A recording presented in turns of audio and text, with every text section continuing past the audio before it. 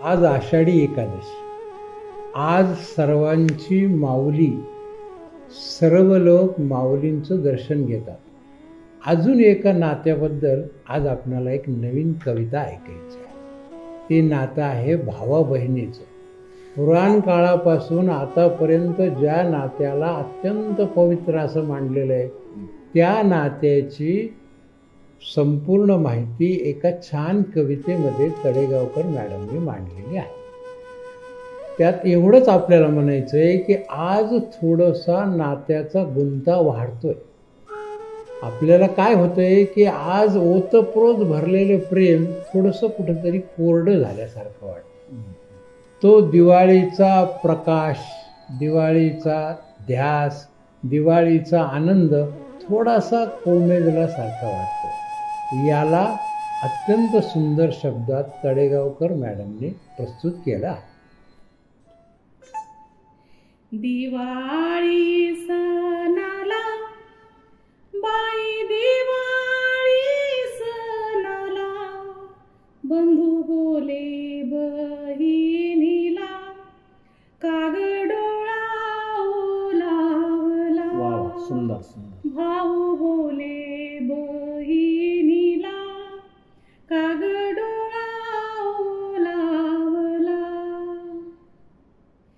तिच्या पैंजणाचे धून ओटावसरी सांडून, तिच्या पैंजणाची धून ओटावसरी सांडून, माय बापाची लाडकी गेलीची मनी. सुंदर.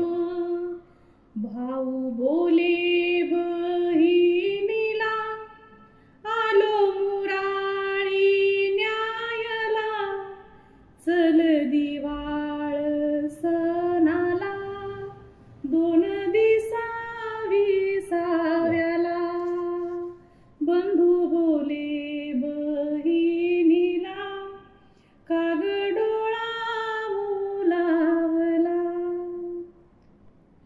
दोन दिस माहेरात पांगलेले गण होत, आटलेला नदी काठ भावनांची वाताहत.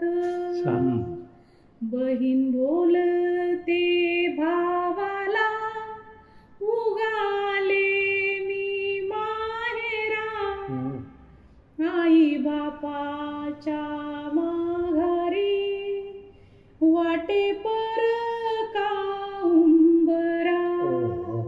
भाऊ बोले बहिणीला, कागडोळा ओलावला. राघू बोले मैनाला, कागजीव खंतावला.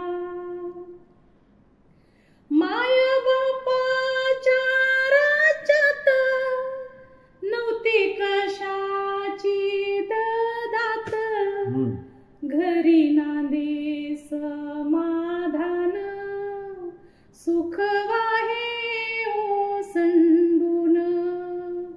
बाप राणाचा पळस, मायदाराची तुळस. सुंदर. अंगणात चाले खेळ, जणू भरल गोकुळ. मनी दाटले काहूर, आठवांचे गहीवर, काळजात हुर हुर, हरवले ग माहेर. बंधू बोले बहिणीला, कागडोळा ओलावला.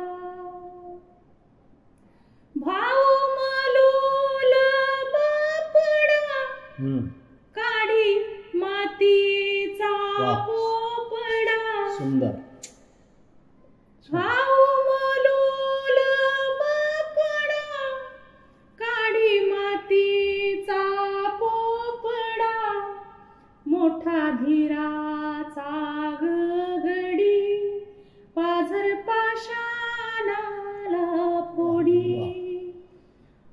कुळल्या बहिणीला बोले काळजाची बोली, नको कष्टी ऐसी होऊ, ऐक माझे साळूबाई.